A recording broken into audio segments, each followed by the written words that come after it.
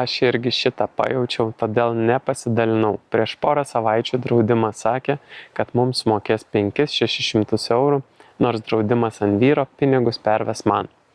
Galvau pasidalinsiu, kai jau bus pinigai mano sąskaitoj, bet ko čia laukti. Ten tikrai buvo neeilinė situacija, tai esu užtikrinta, kad čia tik dėl šito kurso įvyko šitas pinigų pritraukimas. Gal net taip, kaip tikėjausi, bet vis tiek smagu.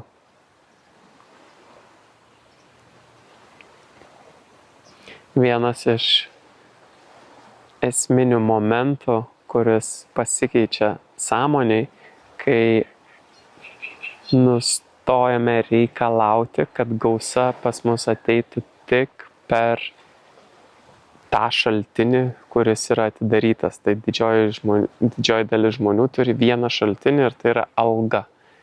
Ir tada jau kai ateina į tą tašką, kuomet manifestuoja, dirba, nori plėstis, vyksta toks nesąmoningas sureikšminimas ir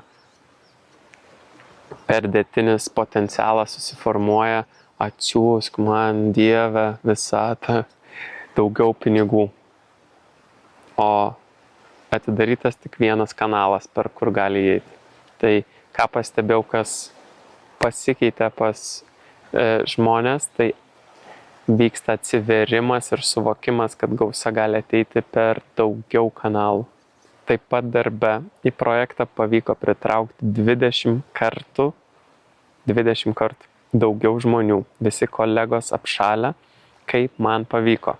Nors realiai panašų modelį esu darius ir seniau, bet taip gerai nesuveikė. Ir kai turėjau one-on-one, klausė, ką įmoniai pakeiščiau. Norėjau sakyti, visą kolektyvą tegu pasirėjų siunčia. Ir dar vieną dalyką papasakosiu. Prieš porą metų nusipirkau gražų, kokybišką stalą iš parduotuvėje su 100% nuolaida.